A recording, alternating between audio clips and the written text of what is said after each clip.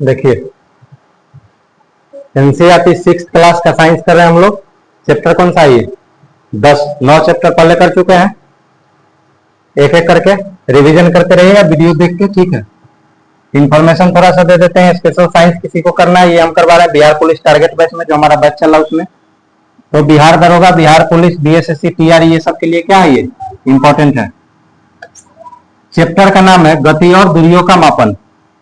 गति समझते हैं, हम चल रहे हैं तो क्या है, कोई भी चीज एक जगह स्थिर नहीं है तो उसको क्या बोलेंगे हम, कि वो क्या है, गतिशील है। समय के साथ अपना अवस्था क्या है, बदल रहा है। एक चीज और हम पहले पढ़ाए हैं जियोग्राफी वाले में कि ब्रह्मांड में जितना भी चीज है, हर चीज क्या है, गतिमान है। पढ़े थे ना कि सूर्य चक्कर लगा रहा है आकाश, और बाकी सूर्य का सभी ग्रह क्या कर रहे हैं, चक्कर लगा रहे हैं।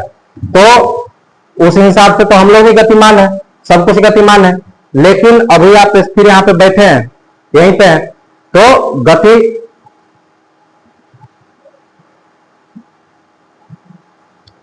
गति को जब हम लोग दूसरा तरीके से देखते हैं, यहां पे गति कर रहे हैं क्या, जिस वस्तु के सापेक्ष आप बैठे हैं, जैसे आप जिस बेंच पे बैठे हैं, आप तो स्थिर उसी पे बैठे हैं ना, उस बेंच के सापेक्ष आप गति कर रहे हैं क्या। जब ब्रह्मांड का हर चीज गतिमान है तो फिर तो हम भी गतिमान है। ये बेंच जिस पे आप बैठे हैं वो भी गतिमान है, जिस पे लिख रहे हैं वो भी गतिमान है, हर चीज गतिमान है। सापेक्ष गति हम लोग पढ़ेंगे जब यहाँ की गति के बारे में पढ़ेंगे तो। क्लियर है। गति और दूरियों का मापन। दूरियों का मापन कैसे करते हैं, हमको यह सिखाता है कि प्राचीन काल से अब तक परिवहन में क्या बदलाव आए हैं।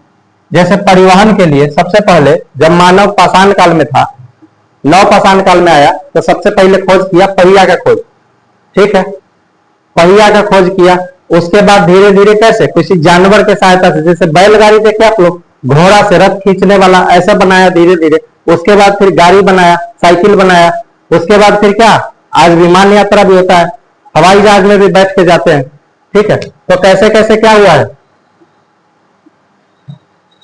डेवलप हुआ है हर चीज। गति और दूरी का मापन में यही पढ़ना है। गति कितने प्रकार का होता है, परिवहन का कहानी। प्राचीन का समय में लोग आने जाने के लिए पैदल चलते थे, सामान अपनी पीठ पर या पशुओं की पीठ पर लादकर ले जाया करते थे। जल मार्ग में परिवहन के लिए लकड़ी के लट्ठों से बनी साधारण नाव का उपयोग होता था।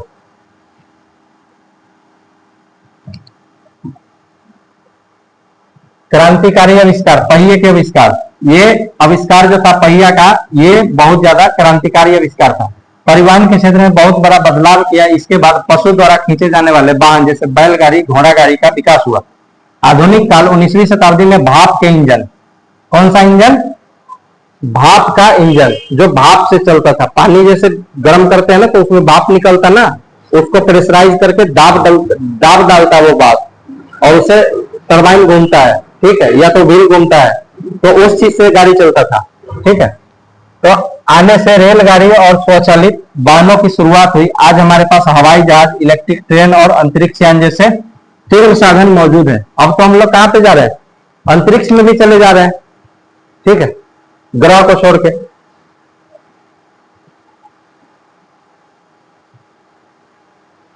मापन और मात्रक। मापन, किसी अज्ञात राशि की तुलना किसी ज्ञात निश्चित राशि से करना क्या कहलाता है, मापन कहलाता है। परंपरागत मात्रक, जब लोग पहले नाप लिए ना, जैसे अभी भी लोग हाथ से नाप दिए, पैर से नाप देते हैं, कुछ होता है कि 10 कदम है, ऐसे माप देते ना, ये परंपरागत में आएगा। पुराने समय में लोग लंबाई मापने के लिए किसका, अपने हाथ का, कदम का, अंगुली का इस्तेमाल करते थे। चौड़ाई का उपयोग करते थे, हाथ का लंबाई चौड़ाई का, इससे उपयोग करके मापते थे। ये माप हर व्यक्ति के शरीर के अनुसार। अब कोई छोटा बच्चा अपने हाथ से 10 हाथ माप लिया, और कोई वयस्क आदमी है वो माप लिया, तो उसके हाथ का माप और इसके हाथ के माप में अंतर आएगा ना, तो ये चीज सटीक है क्या। लेकिन कोई अगर स्केल लेके जा रहा है मेजरमेंट करने, फीता लेके जा रहा है, तो वो जब मापेगा 1 फीट, तो कोई भी मापे उतना ही रहेगा। इसलिए सटीक मापन इससे नहीं मिलता था। मानक मात्रक, स्टैंडर्ड यूनिट। स्टैंडर्ड क्या होता है, पूरे विश्व में मापन में एक रूपता लाने के लिए अंतरराष्ट्रीय मात्रक प्रणाली एसआई यूनिट को स्वीकार किया गया। जैसे होता क्या था, हम लोग पढ़ेंगे आगे के क्लास में सीजीएस पद्धति, एफपीएस पद्धति, फिजिक्स में सुने आप लोग, एमकेएस पद्धति। तो ये सब अलग अलग पद्धति है, ठीक है। जहां पे सबसे पहले क्या होता था, जैसे हम यहाँ पे केजी चला रहे हैं, तो हम 1 केजी के मतलब 1000 ग्राम देंगे, तो कहीं पे दूसरा यूनिट है तो हो सकता है आपको उतना ही मटेरियल 800 ग्राम ही मिले। तो इस चीज को बराबर करने के लिए एक यहाँ पे क्या हुआ, समिट हुआ, मतलब बैठक हुआ, और वहां पे अंतरराष्ट्रीय मात्रक प्रणाली को सबको क्या किया गया, बराबर किया गया। 1 केजी चीज आप भारत में खरीदिए या 1 केजी चीज आप अमेरिका में खरीदिए, सब उतना ही बराबर मिलेगा आपको, 1000 ग्राम ही मिलेगा। लंबाई का मानक मात्रक, लंबाई का मानक मात्रक क्या होता है, स्टैंडर्ड मात्रक पूछेगा तो मीटर होता है, ठीक है। लंबाई मापने का सही तरीका, सटीक माप लेने के लिए पैमाने का उपयोग करते समय इन बातों का ध्यान रखना चाहिए। पैमानों को बस्ती से बिल्कुल सटाकर और समानांतर रखना चाहिए। यदि पैमाने का सिरा टूटा हो, शून्य न दिखे तो किसी अन्य अंक से माप शुरू कर दे। जैसे फीता हम लोग लेके नापते हैं ना, अगर 0 कटा हो आगे का तो थोड़ा सा तो 1 से नाप सकते हैं। अगर 12 आया तो 1 उसमें से घटा देंगे तो 11 आ जाएगा ना, 11 इंच, ठीक है। सटीक दृष्टि, माप लेते समय आंख की स्थिति बिल्कुल पैमाने के उस बिंदु के सामने लंबवत होनी चाहिए जहां से माप लिया जाए, बिल्कुल सामने से। जैसे हम ऐसे मेजरमेंट कर रहे हैं तो यहां से देखेंगे क्या, नहीं, यहां से देखेंगे सामने से बिल्कुल। वक्र रेखा, कर्व्ड लाइन, इसका लंबाई मापने के लिए किसी टेढ़ी मेढ़ी या वक्र रेखा को सीधे स्केल से मापा जा सकता है? नहीं। इसके लिए क्या, पहले एक धागे को रेखा के साथ साथ रखकर उसकी लंबाई नोट की जाती है और फिर उस धागे के सीधे स्केल पर रखकर माप ली जाती है। कोई चीज ऐसे ऐसे घुमावदार है तो सीधा वाला से इस पे मेजरमेंट कर पाएंगे?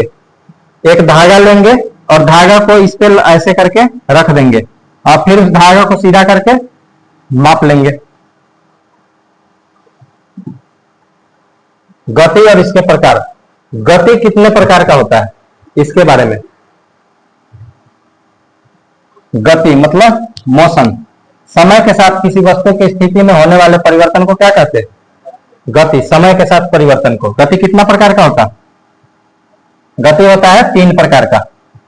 एक होता है सरल रेखीय गति, जब कोई वस्तु एक सीधी रेखा में गति करे, ऐसे जाए सीधा, तो ये कौन सा गति है, सरल गति। सरल रेखीय गति, सीधी सड़क पर चलती कार, मार्च पास्ट करते सैनिक, गिरता हुआ पत्थर, ऊपर से कोई चीज गिराएंगे तो यहीं पे तो गिरेगा सीधा बिल्कुल, कहीं और जाके तो गिरेगा नहीं, हवा है तो कहीं और जाके गिरेगा। वर्तुल गति, सर्कुलर मोशन, जब कोई वस्तु इस प्रकार गति करती है, इस प्रकार गति करती है कि उसके किसी निश्चित बिंदु से दूरी समान रहती है, वृत्ताकार पथ पर घूमना। जैसे ये बना दिए वृत्त, ठीक है।